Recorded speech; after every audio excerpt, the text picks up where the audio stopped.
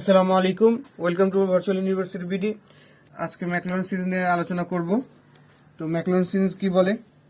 If F of x be a function at the variable x such that it can be expanded in a ascending power at x and this expansion be differentiable any number of times, then f of x equal to f of 0 plus x by 1 factorial, f dash 0 plus x square by 2 factorial, f double dash 0 plus dot dot dot x to the power n by n factorial, f nth derivative at point 0 plus dot dot dot। অর্থাৎ এখানে বলতে চাচ্ছে যে যদি f of x একটা function হয় এবং x তার একটা ভেরিয়েবল হয় আর এবং x টাকে আমরা যদি এক্সপ্যান্ড করতে পারি তার পাওয়ার অনুসারে আর এই ইকুয়েশনটাও যদি ডিফারেন্সিয়েট করতে পারি n টাইম, যত ইচ্ছা ততবার, তাহলে আমাদের ম্যাকলরেন্স বলে তাহলে এই সিরিজটা হবে আমার এরকম, যেটা কি চলতেই থাকবে।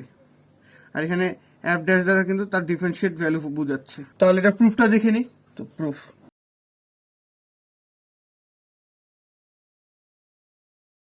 তাহলে আমরা কি করব, লেট কি করব যে F of x equal to হচ্ছে আমাদের A naught plus A one x plus A two x square plus A three x cube plus A four X to the power 4 plus dot dot dot.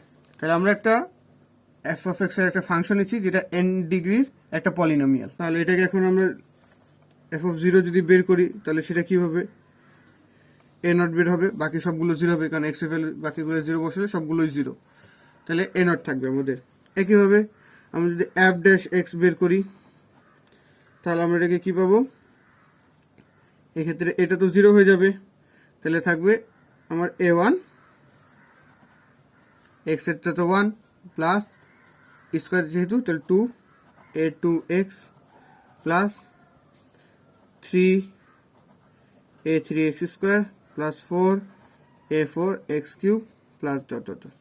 তাহলে এটার মধ্যে যদি আমরা এখন কি zero বসাই এফ ড্যাশের মধ্যে তাহলে আমাদের এ ওয়ান থাকে, বাকি সব ক্ষেত্রে জিরো হয়ে যায়।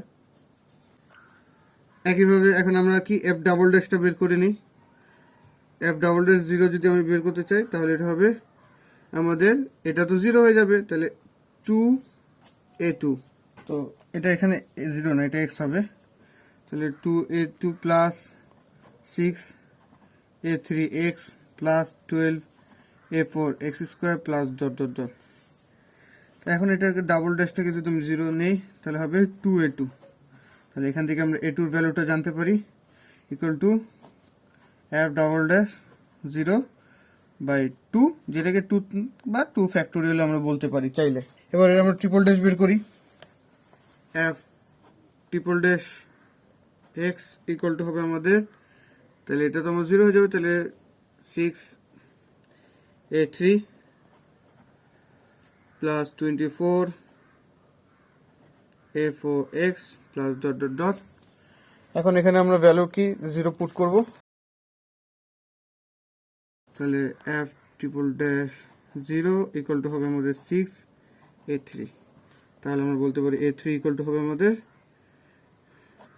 F triple dash zero by six, যেটাকে আমরা বলতে পারি f triple dash zero by three factorial.